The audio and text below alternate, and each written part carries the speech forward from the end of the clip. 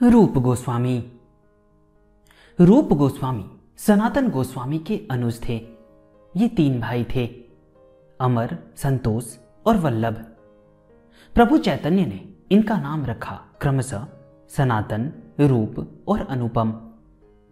अनुपम अपने पुत्र श्री जीव को छोड़कर स्वर्ग सिधार गए। शेष दोनों भाइयों ने वैराग्य धारण कर लिया। ये लोग गौड़ के सन्निकट रामकेली ग्राम में रहते थे। दोनों भाइयों ने साथ ही वैराग्य का निश्चय किया, लेकिन रूप पहले सांसारिक माया मोह से मुक्त हो गए, जबकि सनातन को कुछ विलंब हुआ, क्योंकि वे गौड़ के सुल्तान हुसैन शाह के आमात्य थे और बड़े प्रिय थे। जब उन्होंने राज्यकार्य छोड़ने की इच्छा व्यक्त की तो सुल्तान ने पहले तो उन्हें समझाया, फिर जेल में डाल दिया। सुल्तान जब उड़ीसा पर आक्रमण करने गया तो सनातन जेल के सुरक्षा कर्मियों को प्रलोभन देकर भाग निकले और वैष्णव साधना में रत हो गए। इस परिवार की गौरव गाथा का उल्लेख जो कि सनातन गोस्वामी के प्रसंग में किया गया है, इसलिए उसकी यहां पुनरावृत्ति अनावश्यक है। हम सिर्फ रूप गोस्वामी की साधना और उनके कर्तृत्व पर प्रकाश डालेंगे। रूप और सनातन को धर्म और वैष्णव साधना के बीज संस्कार में मिले थे, जो उनकी युवा अवस्था में प्रस्फुटित होने लगे थे। रूप भी सुल्तान के राजस्व विभाग में उच्च अधिकारी थे, लेकिन मुस्लिम शासक के यहां नौकरी करते हुए दोनों भाइयों में आध्यात्मिक चेतना थी, जो समय समय पर साधु सन्यासियों, विद्वज्जनों तथा धर्माचार्यों के सत्संग के कारण पुष्पित और पल्लवित होती रही। दोनों भाइयों में इस बात पर काफी तर्क वितर्क हुआ कि पहले कौन वैराग्य धारण करे। अंततः जीत रूप की हुई। उन्होंने अपने लेखा जोखा का कार्य शीघ्र समाप्त किया। रामकेली राजधानी गौड़ के अति निकट थी, इसलिए परिजनों को चंद्रदीप के महल में भिजवा दिया। फतेहाबाद के प्रेम भाग में एक और महल था। कुछ लोग वहां भेजे गए।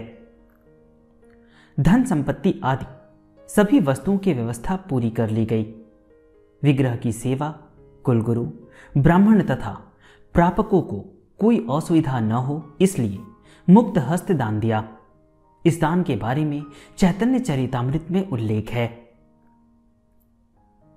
इसके अतिरिक्त किसी भावी संकट की आशंका से सनातन के निमित्त 10 सहस्त्र मुद्राएं एक हलवाई के पास जमा कर दी।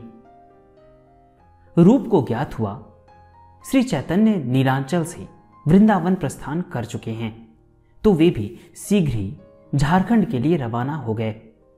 साथ में मुमुक्षु का निष्ठ भ्राता अनुपम रूप श्री चैतन्य से रास्ते में ही मिलना चाहते थे। प्रयाग पहुंचने पर रूप और अनुपम को ज्ञात हुआ कि वृंदावन से लौटती यात्रा में श्री चैतन्य वहां उपस्थित हुए हैं। श्री चैतन्य बिंदु माधव के मंदिर में अपार जनसमूह के बीच मधुर कंठ से श्री कृष्ण भक्ति का रस बरसा रहे थे। इस भीड़ में प्रभु से मिलने का कोई उपाय नहीं था। उस दिन एक दक्षिणात्य ब्राह्मण के घर श्री चैतन्य को भिक्षा ग्रहण करना है। रूप और अनुपम वहीं पहुंचे और प्रभु को साष्टांग दंडवत निवेदित किया। प्रभु यह देखकर खुशी से झूम उठे और बार बार कहने लगे, कृष्ण को तुम लोगों पर अपार करुणा है कि इस बार दोनों जनों का उन्होंने विषय कूप से उद्धार किया है। तुम दोनों भाई कितने भाग्यवान हो। त्रिवेणी के संगम पर प्रभु भक्त गृह में निवास कर रहे थे। उसी के बगल में रूप और अनुपम ने अपनी कुटिया लगा ली। उन्हीं दिनों वैदिक यज्ञों में पारंगत और शास्त्रविद बल्लभ भट्ट पास के एक गांव में निवास कर रहे थे। उन्होंने श्री चैतन्य को अपने दोनों भक्तों सहित अपने घर निमंत्रित किया। श्री चैतन्य उनके आवास पर पहुंच गए। रूप की दिव्य कांति देखकर बल्लभ भट्ट ने उनका आलिंगन करना चाहा, लेकिन रूप पीछे हटने लगे। बोले, नहीं नहीं भट्ट जी, आप मेरा स्पर्श न करें। मैं तो एक अस्पृश्य पामर हूं। इतना समय मैंने पाप कर्मों में ही व्यतीत किया है। मैं आपके स्पर्श योग्य नहीं हूं। रूप के इस कार्य से श्री चैतन्य अत्यधिक प्रसन्न हुए। वे मंद मंद मुस्कुरा रहे थे। प्रयाग में 10 दिनों तक रूप ने प्रभु के सानिध्य में बिताया। इन्हीं 10 दिनों में प्रभु ने रूप के भीतर के अवांछित तत्वों को विनष्ट कर दिया। उनमें वैष्णवीय साधना के गूढ़ तत्व भरे। निज मुख से व्याख्या और विश्लेषण किया।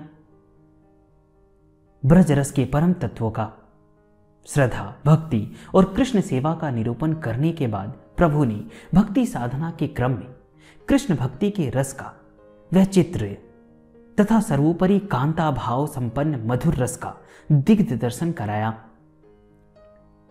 इस नवीन साधना रूप के अंदर उन्होंने शक्ति का संचार भी किया। श्री चैतन्य ने वाराणसी प्रस्थान करने से पूर्व रूप को आशीर्वाद देने के बाद कहा, रूप, तुम वृंदावन जाओ। तुमने जिस तत्व को पाया है वह वृंदावन की पावन भूमि में स्फुटित हो उठे। यही मेरी कामना है। रूप और अनुपम वृंदावन चले गए। वहां उनकी मुलाकात भक्त प्रवर सुबुद्धि राय से हुई। सुबुद्धि राय गौड़ देश के प्रभावशाली जमींदार थे। बादशाह हुसैन शाह युवा अवस्था में अत्यंत करीब थे और सुबुद्धि राय के यहां नौकरी करते थे। एक दिन किसी गलती पर राय साहब नाराज हुए और हुसैन को कोड़ों की सजा दी गई। हुसैन का समय बदला, वह गौड़ देश के बादशाह हो गए, लेकिन कोड़े का दाग पीठ पर बचा रह गया। एक दिन बेगम ने स्नान करते समय पीठ पर दाग देखे तो पूछा। हुसैन शाह ने सारी कथा बयान कर दी। बेगम गुस्से से तमतमा उठी। उन्होंने सुबुद्धि राय को मौत की सजा देने का आग्रह किया, लेकिन शाह यह दंड देने को तैयार नहीं हुए। उन्होंने कहा कि प्राक्तन अन्नदाता को इतनी कठोर सजा देना संभव नहीं है। बेगम हठ पर अड़ी हुई थी। बेगम और सरदारों ने मिलकर तय किया कि राय साहब को धर्म भ्रष्ट किया जाए। राय साहब के मुंह में अखाद्य ठूस कर यह प्रस्ताव क्रियान्वित किया गया। जाति भ्रष्ट और मर्माहत सुबुद्धि राय राजपाट त्याग कर काशी चले गए। प्रायश्चित के लिए काशी के शास्त्रविद पंडितों के समक्ष उपस्थित हुए। पंडितों ने कहा कि जलता हुआ घी पीकर प्राण त्याग देना चाहिए। उस समय महाप्रभु चैतन्य काशी में ही विराजमान थे। महाप्रभु के चरणों पर गिरकर सुबुद्धि राय ने कहा, प्रभु, आप ईश्वर हैं। आप मुझे जाति विनाशजन्य पाप से छुटकारा हेतु प्रायश्चित का विधान बताएं। महाप्रभु ने कहा, जितने भी पाप हैं वे एक बार भी कृष्ण नाम लेने से ही धुल जाएंगे। जीवों की क्या बिसात जो उतना पाप कर सके। तुम्हें कोई भय नहीं है। तुम वृंदावन जाकर प्रतिदिन वहां की पवित्र भूमि में लुंठित हो और कृष्ण नाम के जप और ध्यान से अपने जीवन को सार्थक करो। यही तुम्हारे प्रायश्चित का विधान है।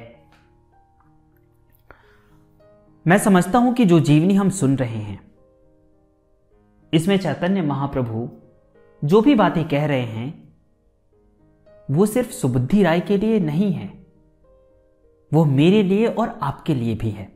बहुत ऐसे लोग हैं जिनके मन में विचार आता है कि उन्होंने बहुत पाप कर्म किया है, उन्हें कुछ समझ नहीं आ रहा है, वो बहुत पापी हैं। कुछ लोग ऐसे होते हैं जो ऐसा सोचते हैं। तो मुझे लगता है कि आपके प्रश्नों का उत्तर स्वयं चैतन्य महाप्रभु ने दिया है।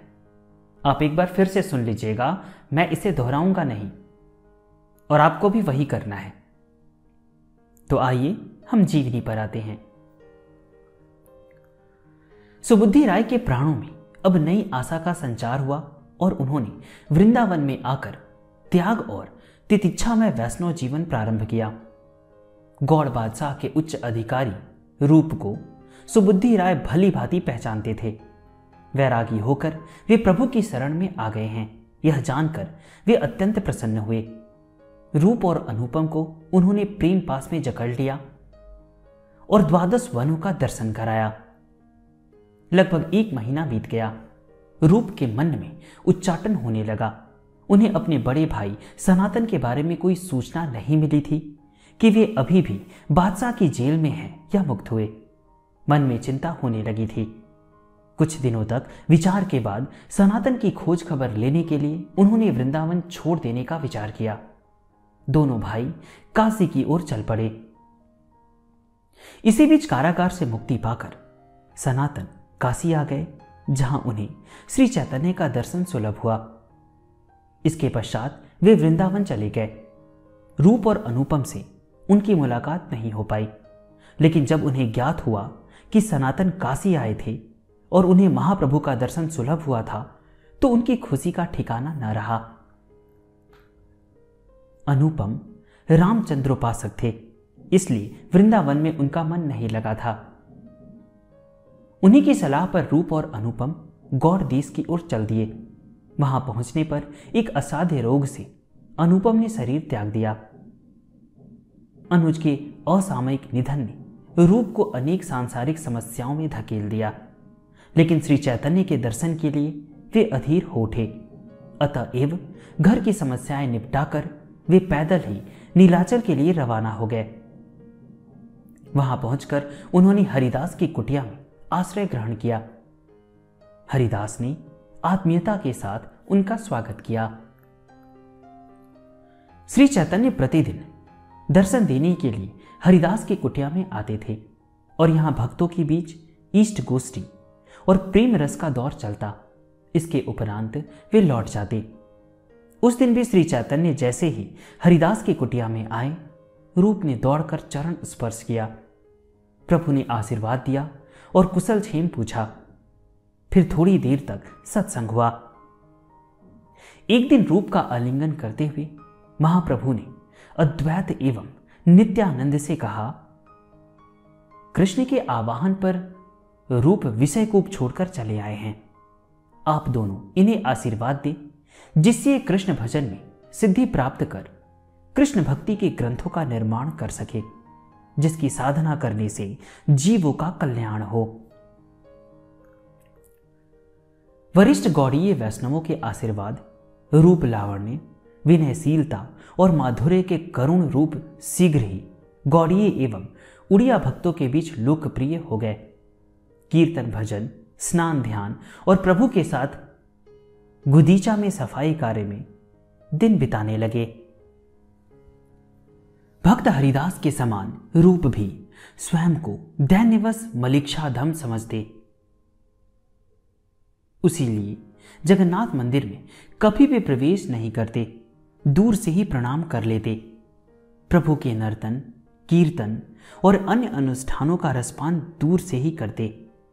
रात्रि का अधिकांश समय हरिदास के साथ उनकी कुटिया में ही बीतता। कुटिया के एक कोने में बैठकर वे ग्रंथ निर्माण में लग गए। जगन्नाथ जी के भाग रात के पश्चात इन दोनों सन्यासियों हरिदास और रूप के लिए प्रत्यक्ष प्रसाद आता। इस प्रसाद को ग्रहण करने के पश्चात दोनों लोग अपने अपने कार्य में लग जाते। रूप गोस्वामी कवि भी थे।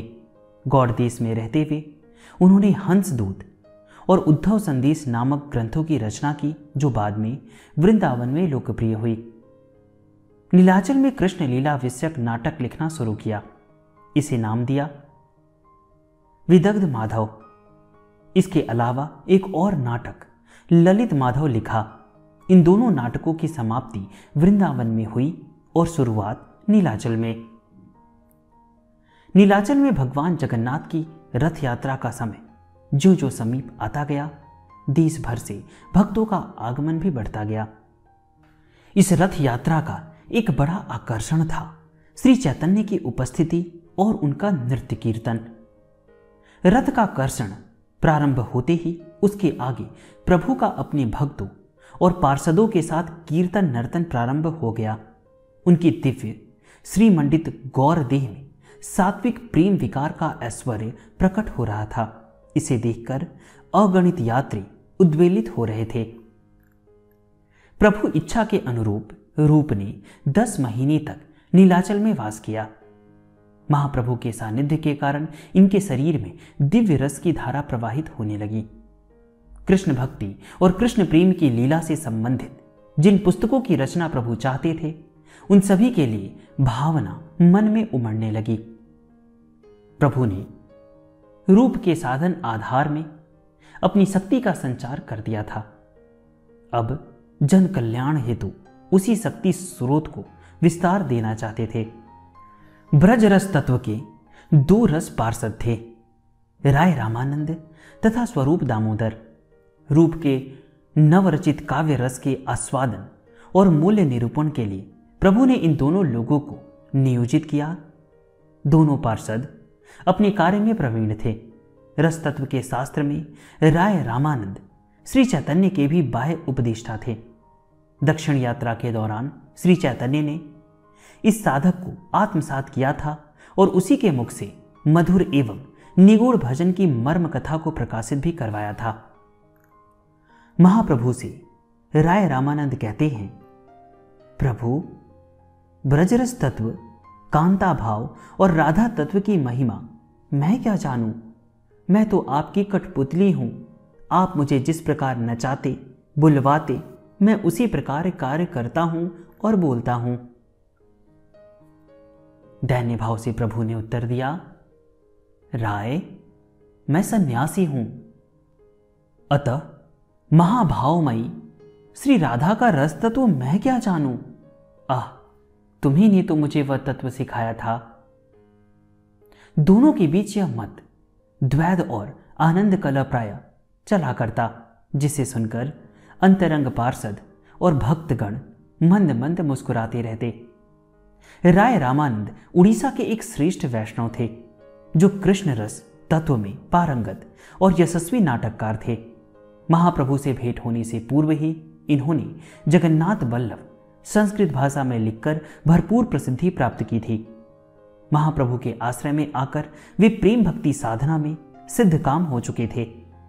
प्रभु के अन्य श्रेष्ठ पार्षद स्वरूप दामोदर भी कृष्ण तत्व एवं ब्रज रस के एक मर्मज्ञ साधक के साथ साथ उसके धारक और वाहक थे। वे वैष्णव साहित्य के मर्मज्ञ तथा कठोर समालोचक भी थे। महाप्रभु तो महाभाव के मूर्त विग्रह थे, अतएव प्रेम भक्ति धर्म के किसी वाक्य अथवा रचना के प्रतिकूल सिद्धांत अथवा रसाभाव कभी भी उन्हें सहनीय नहीं था। एक दिन महाप्रभु जगन्नाथ जी के रथ के आगे नृत्य कीर्तन कर रहे थे। हठात भाव प्रमथ होकर वे पंडित कौमारहर इत्यादि काव्य प्रकाश के श्लोकों का उच्चारण करने लगे। इस वाक्य द्वारा निर्भित मधुमय परिवेश तथा अनन्य चित्र से कांता तथा कांत के एकांत मधुर मिलन रस का उत्सारण होता है। महाप्रभु के अंतर के भाव को समझकर स्वरूप दामोदर ने तत्क्षण इस रस के अनुसार एक मधुर संगीत की रचना की और उसे तत्काल उन्हें गाकर सुनाया भी, जिसे सुनकर वे अत्यंत प्रसन्न हुए। एक दिन राय रामानंद एवं स्वरूप दामोदर के साथ महाप्रभु हरिदास की कुटिया में पहुंचे तो उनकी नजर कुटिया के छप्पर में खोस कर रखे गए तालपत्र पर पड़ी। महाप्रभु ने कहा, ले आओ, देखें उसमें क्या है। नहीं प्रभु, आपके देखने योग्य उसमें कुछ नहीं है, रूप ने विनयपूर्वक कहा। लेकिन महाप्रभु ने उक्त तालपत्र मंगवाया। उसे देखकर ज्ञात हुआ कि इसमें सद्य निर्मित प्रेम रस के अनेक मनोरम श्लोक हैं, जिनकी रचना रूप ने ही की थी। रूप ने अपनी अनुपम भाषा, भाव और छंदों में यमुना किनारे कृष्ण राधा के एकांत मिलन के आनंद की कथा लिखी थी। महाप्रभु ने आह्लादित होकर कहा, वाह, इस प्रकार का रस तत्व तो चराचर में कहीं नहीं पाया जाता है। रूप, निश्चय ही आज मुझे अत्यंत आनंद दिया है। एक दिन महाप्रभु ने रूप द्वारा रचित विदग्ध माधव की पांडुलिपियों से एक रमणीय रचना पढ़कर भक्त जनों को सुनाई, जो इस प्रकार है। कृष्ण कृष्ण, क्या ही है ये दोनों वर्ण, मानो अमृत देकर हुई है इनकी सृष्टि। रसना द्वारा होता जब इनका उच्चारण, जगती हृदय में सत रसना पाने की कामना, कर्णों द्वारा श्रवण होते ही जगती स्पृहा, कोटि कोटि कानों को पाने की वासना, इस नाम की चेतना का जब होता स्फुरण, तभी होती जीव की इंद्रियां सभी पराभूत। महाप्रभु की आंखें तृप्तिजन्य आनंद से भर आई। वे बार बार रूप को आशीर्वाद देने लगे। महाप्रभु वृंदावन में वैष्णव शास्त्रों का लेखन और प्रसार, तीर्थों का उद्धार और विग्रह सेवा तथा कृष्ण भक्ति के पथ पर भक्त समाज का परिचालन, इन्हीं 3 ईश्वरीय कर्मों की सूचना और उसका प्रसार चाहते थे। रूप के वृंदावन रवानगी के पूर्व ये ही दायित्व उन्हें सौंपा। रूप और सनातन की संयुक्त प्रतिभा और कर्म निष्ठा का परिणाम अनेक वर्षों के उपरांत पुष्पित और फलित होते देखा गया। अपनी कठोर साधना से दोनों जनों ने भक्तों की दृष्टि अपनी ओर आकर्षित कर ली। कुछ ही दिनों में भारत के अन्य भागों में विविध प्रकार के ग्रंथ वृंदावन में आ गए।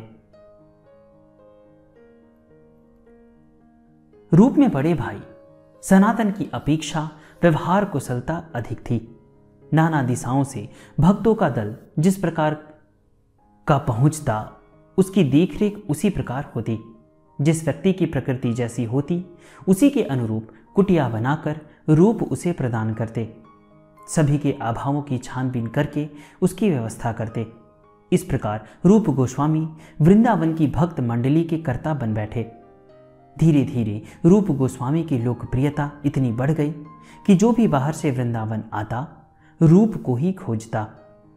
पर्वों या उत्सवों के अवसर पर सारी व्यवस्था वे ही करते। श्री कृष्ण यदि वृंदावन के राजा थे, तो रूप उनके प्रतिनिधि जैसे थे। रूप इतने लोकप्रिय हो गए कि उनका अनुवर्तन कर ब्रजमंडल में एक संघ की स्थापना की गई। इस प्रकार वृंदावन में कार्य आरंभ हुए। कई वर्ष बीत गए। इस कार्य में योगदान के लिए गोपाल भट्ट, रघुनाथ भट्ट प्रभृति पंडित और साधक गणों तथा रघुनाथ दास प्रभृति विशिष्ट भक्तों का पदार्पण हो चुका है।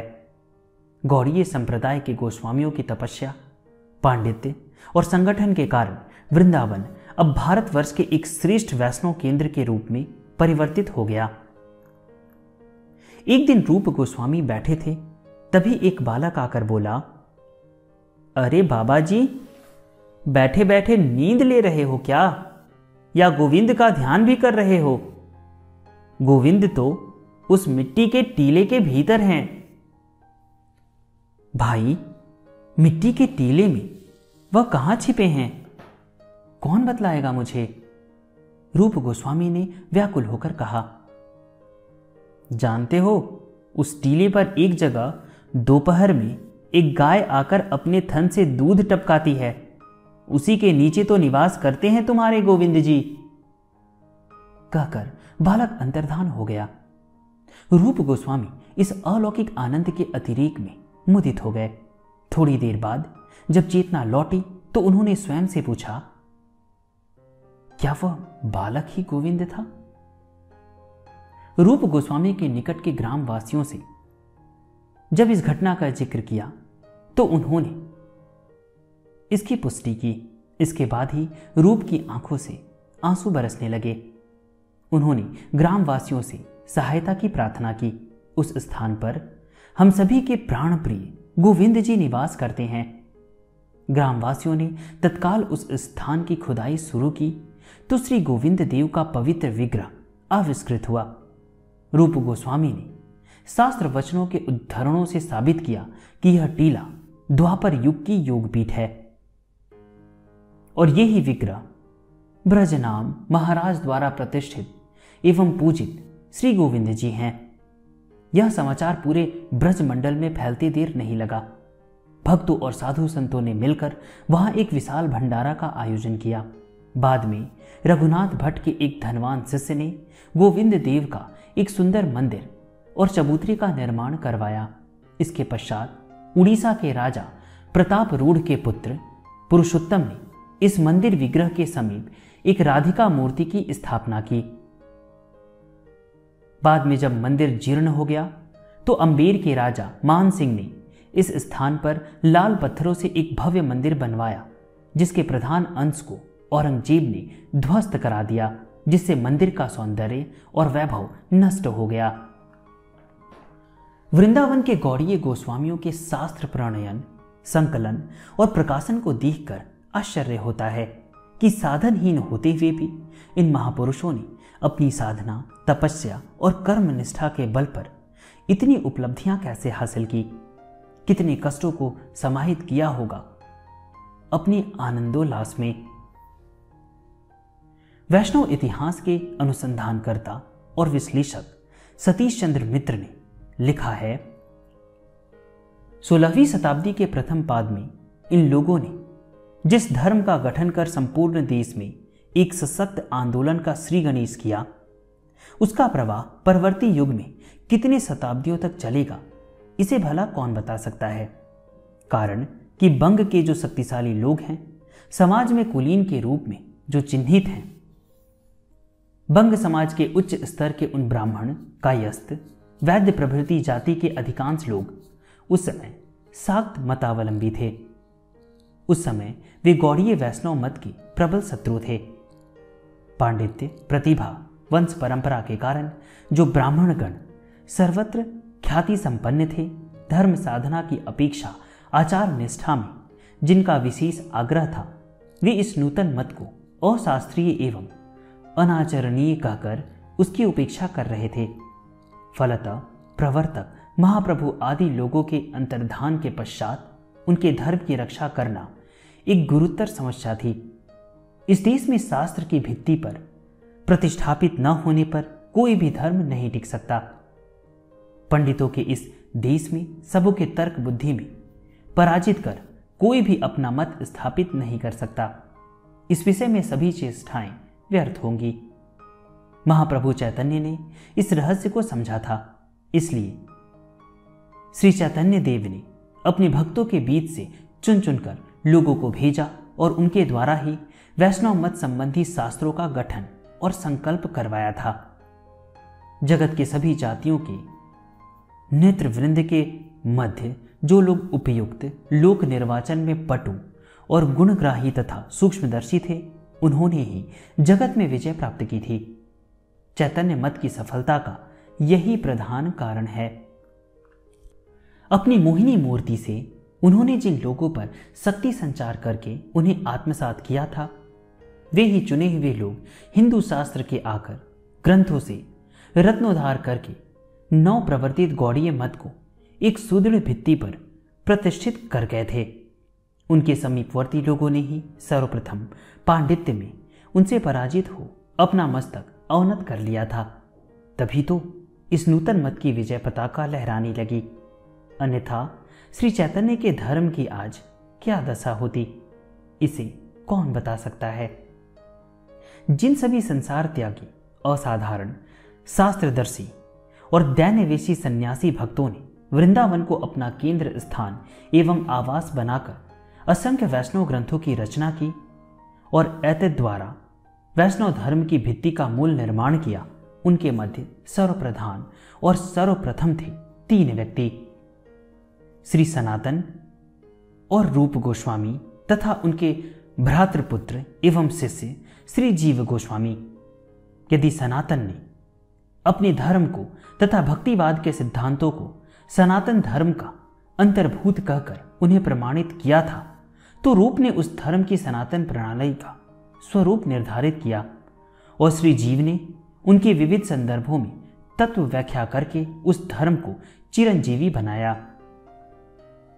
इन गोस्वामियों के मध्य त्याग, तपस्या, संगठन शक्ति तथा शास्त्र एवं काव्य रचना की दृष्टि से रूप गोस्वामी थे असाधारण, परंतु उनके श्रेष्ठतम अवदान थे कृष्ण लीला एवं कृष्ण रस से ओतप्रोत उनके काव्य और नाटक।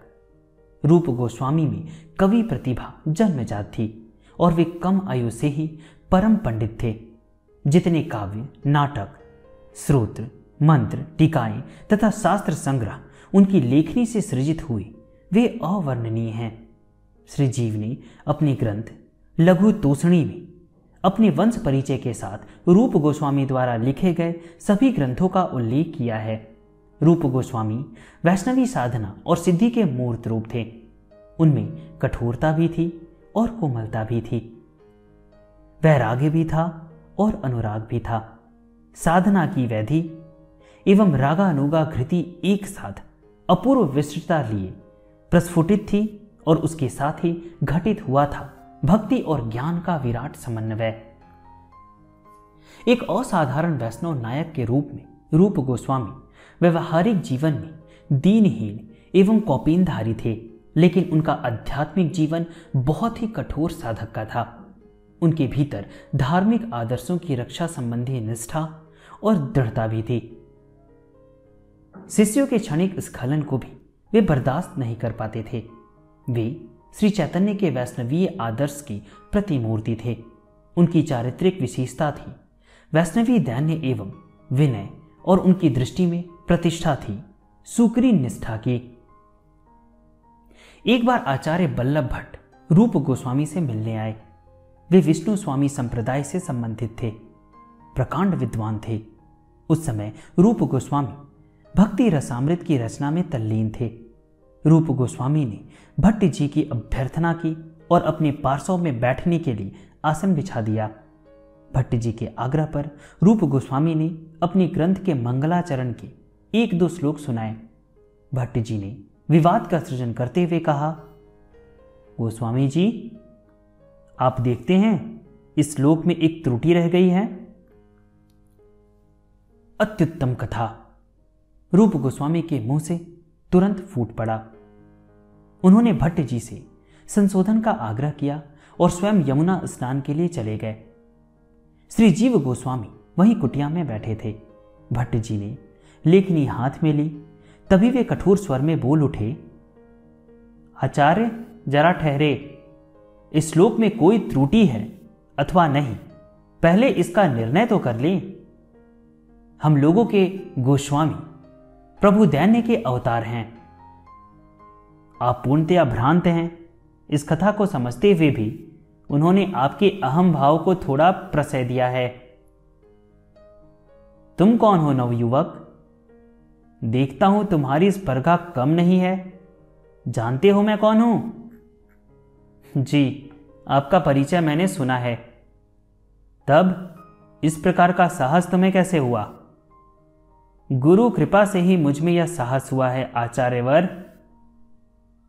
श्री जीव ने कहा, आप जिनके आलेख में संशोधन करने जा रहे हैं उन्हीं के समीप हुई है हमारी दीक्षा एवं शास्त्र विद्या। उस शिक्षा का एक कण भी मैं आपत्र नहीं कर पाया।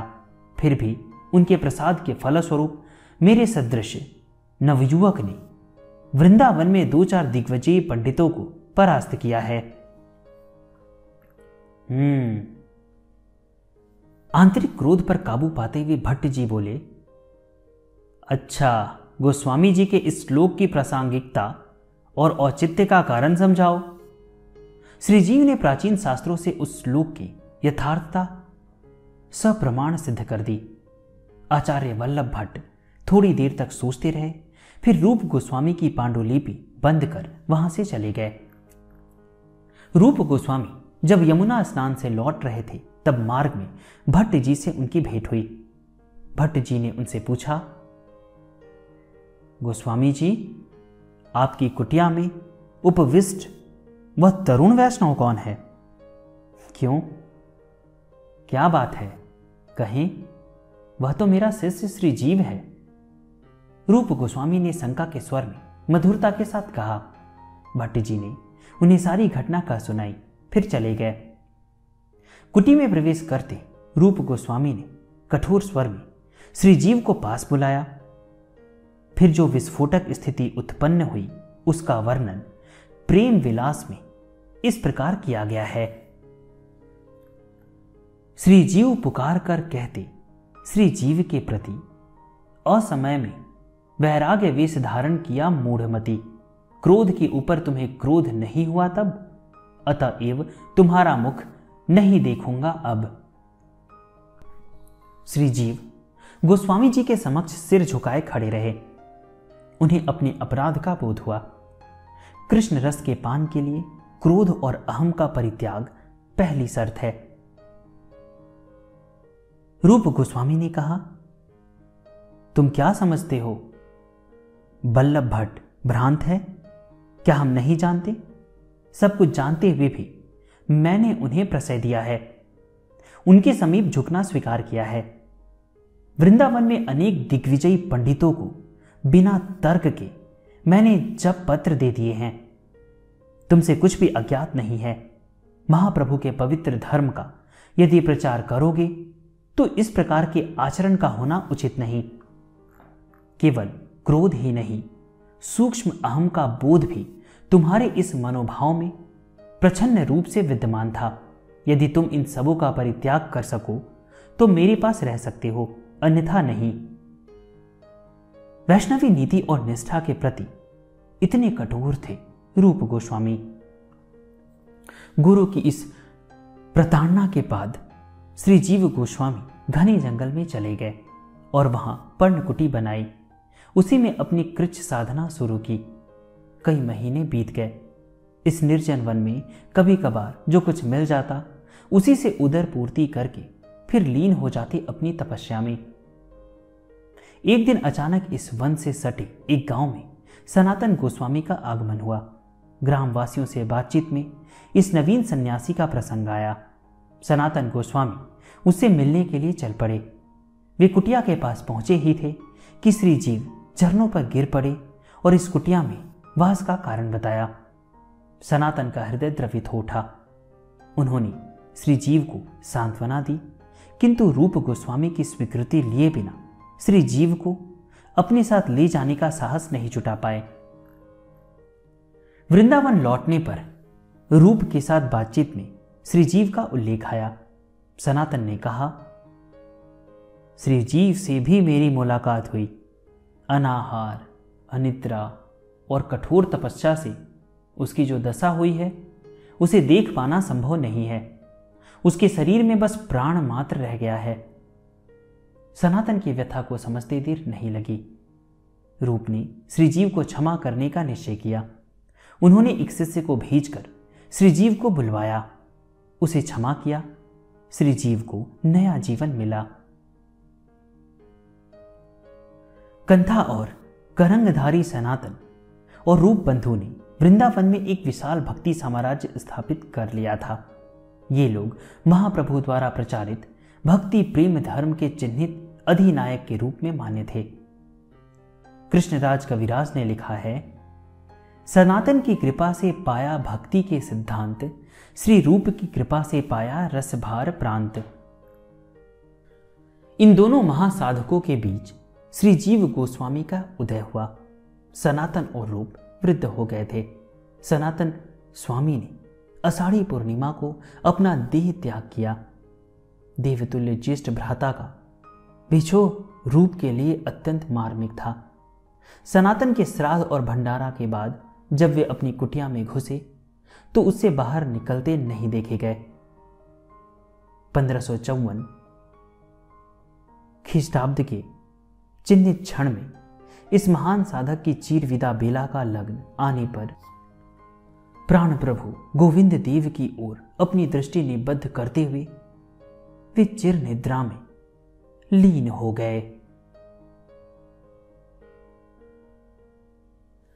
आशा करता हूं कि रूप गोस्वामी की जीवनी आप लोगों को बहुत पसंद आई होगी, और अगर पसंद आई तो मैंने अपनी तरफ से जो मुझसे हो सकता था मैंने कार्य कर दिया भगवान की कृपा से। और आप लोगों से निवेदन करूंगा कि इसे ज्यादा से ज्यादा लोगों तक शेयर करें और संतों की चरितावली को ज्यादा से ज्यादा लोगों तक पहुंचाने में हम सभी की मदद करें। अगर आप हमें सहयोग देना चाहते हैं तो चैनल के ज्वाइन बटन पर क्लिक करके आप हमें सहयोग दे सकते हैं, या मैंने डिस्क्रिप्शन में भी लिंक दिया है, आप वहां से भी सहयोग कर सकते हैं। इस चैनल को अपना सहयोग और प्यार देने के लिए बहुत बहुत धन्यवाद।